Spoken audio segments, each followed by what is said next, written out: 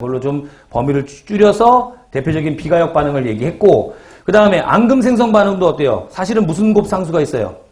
용해도 곱 상수가 있어요. 그죠? 용해도 곱 상수가 대단히 작긴 하지만 하여간 용해도 곱 상수가 존재해서 불용성 물질과 난용성 물질로 구분을 해야 되는데, 사실 불용성 물질과 난용성 물질을 구분하는 것도 사실 좀 애매하다라는 이야기를 하면서 큰 틀에서 대표적인 비가역 반응의 내용에는 그 선택지에 만약에 앙금 생성 반응 나오면 얘는 대표적인 무슨 반응이라고 생각하셔야 돼요?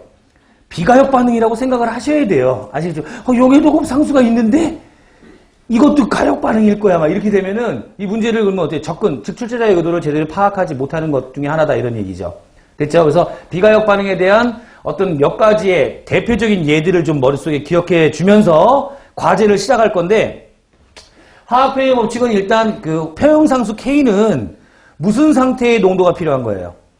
평형 상태의 농도가 필요한 거예요. 그죠? 하지만 제가 드릴 때는 여기에 처음에 주는 농도, 무슨 농도? 초기 농도, 처음 농도. 두 번째 무슨 농도? 반응 농도. 그 다음에 세 번째가 평형 농도가 주어졌어요. 근데 이 개수가 이렇게 미지수로 나오다 보니까 저걸 가지고 우리가 화학표현 법칙을 설명하기가 조금 껄끄러웠죠. 그죠? 그래서 얘는 그냥 일반적인 표형상수식을 표현했을 거야. K는 어떤 식으로? A에 A승, B에 B승, C에 C승, D에 D승. 이런 식으로 표현해서 표형상수가 크다 작다 했을 때 이 녀석의 평형 상태에서의 반응이 어느 쪽으로 치우쳐져 있는 정도를 파악하는 데 주력해달라 이런 얘기죠. 그죠? 표형상수가 크다라고 하면 보통 몇 이상?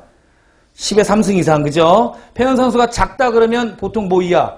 10의 -3승 이하를 일컫긴 하는데, 즉 생성물이 반응물보다 몇 배 클 때 농도의 곱이 1000배 정도 클 때 얘는 무슨 반응이 우세하다?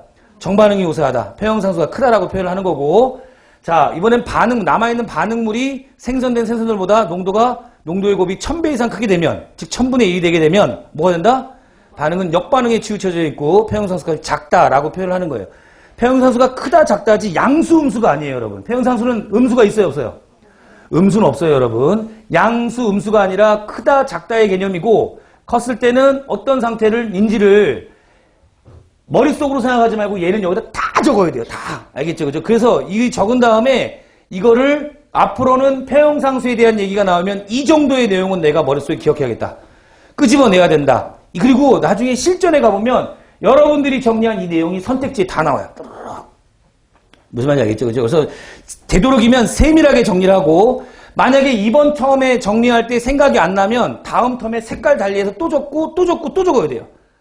되면 알겠죠? 그죠? 그래서 이걸 완성도를 높여나가야 될 필요성이 있고, 자, 조금 전에 얘기했던 실제 농도를 막 집어넣어서 연산을 해가지고 표형상수를 구해보는 훈련을 할 거예요. 그죠? 그때 들어드린 반응이 뭐예요? N2 플러스 3H2가 뭐가 되는? ENH3가 되는 거예요. 그죠? 그죠? 처음 농도 집어넣고요. 반응 농도 집어넣고, 세 번째 표형 농도 집어넣었어요. 그죠? 처음 농도와 표형 농도는 뭐와 전혀 관계가 없어요. 개수와 아무런 관계가 없어요. 개수와 관련 있는 농도는 오로지 뭐다?